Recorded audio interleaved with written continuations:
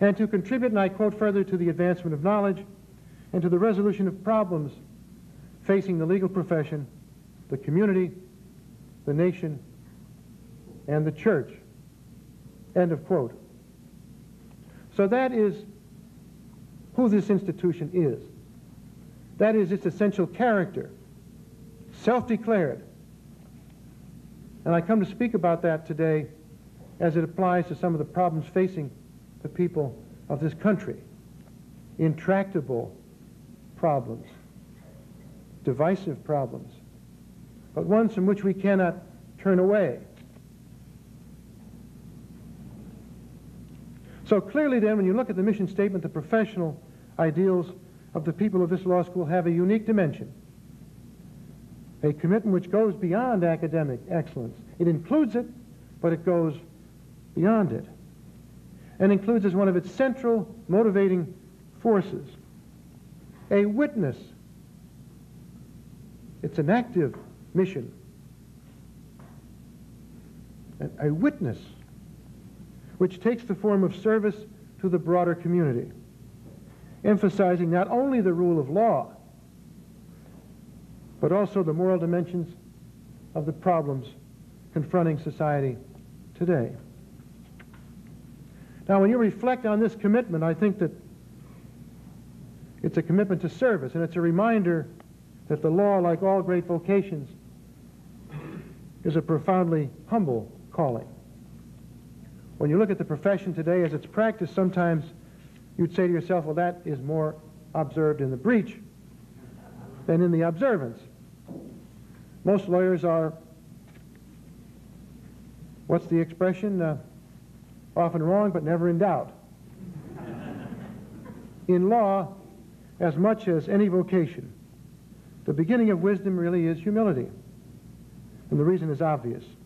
The law demands humility, it seems to me, because it deals in ultimate truths, in ultimate situations that affect people's lives, the relationships between people, the relationships within families, the relationships between man and his or her government.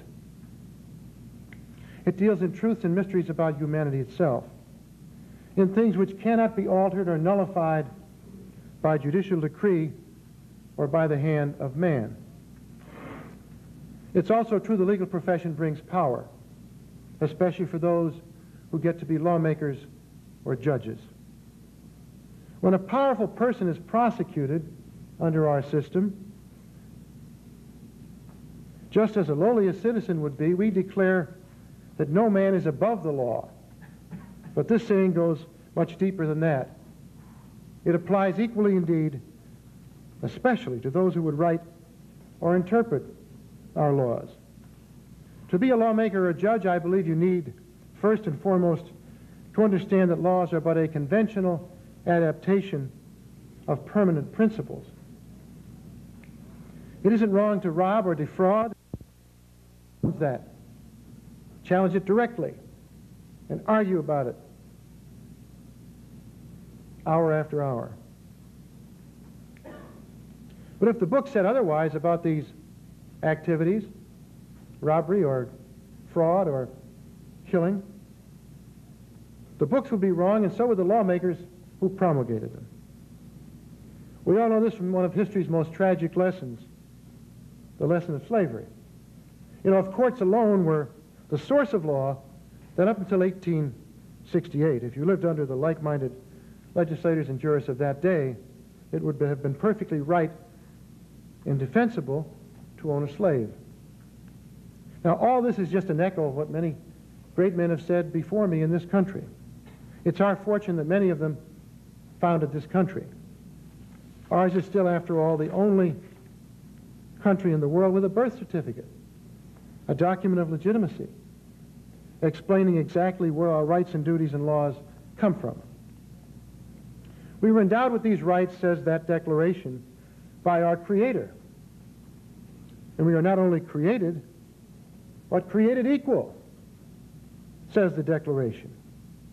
Our rights are therefore unalienable.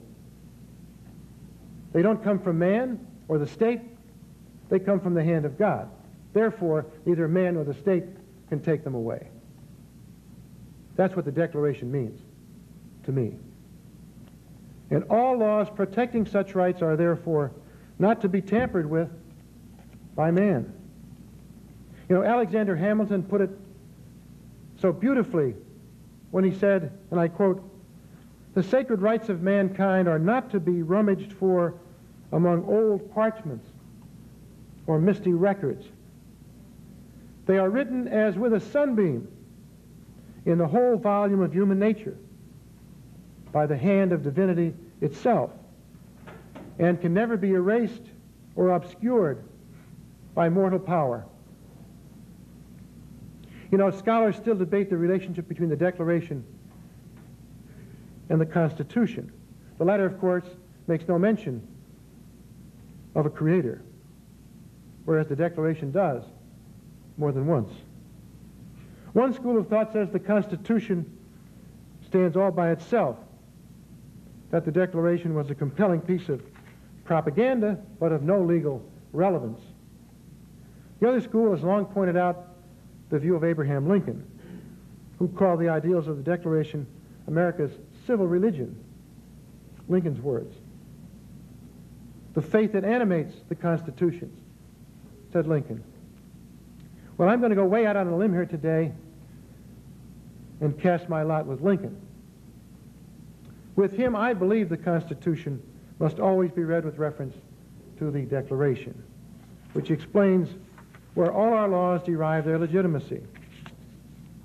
The Constitution asserts in essence that no man is above the law and lays down all the checks and balances and procedures to see to it that that principle is observed.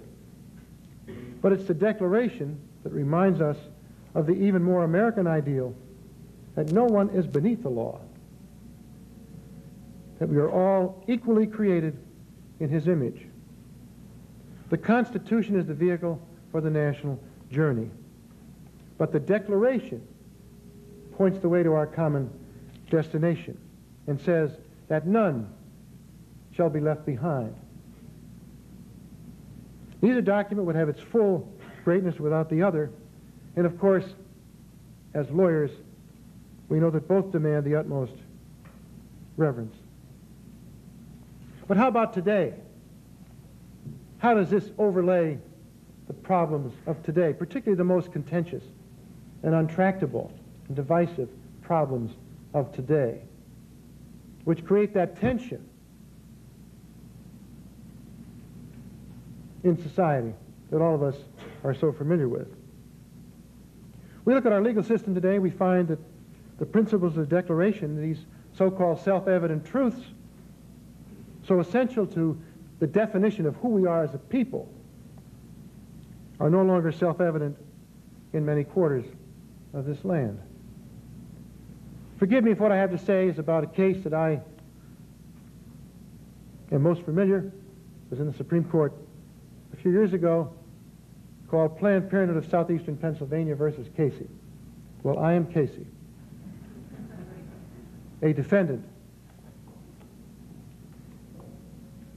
Of that case, George Weigel, who's written extensively and very cogently on this subject, recently said, and I quote, "In the 1992 decision, Planned Parenthood versus Casey, for example, 3 of the court's justices, seeking to legitimate their decision to uphold the so-called central finding of Roe versus Wade, had this to say about the meaning of freedom in America. Quote, "At the heart of liberty is the right to define one's own concept of existence, of meaning, of the universe, and of the mystery of life." Unquote.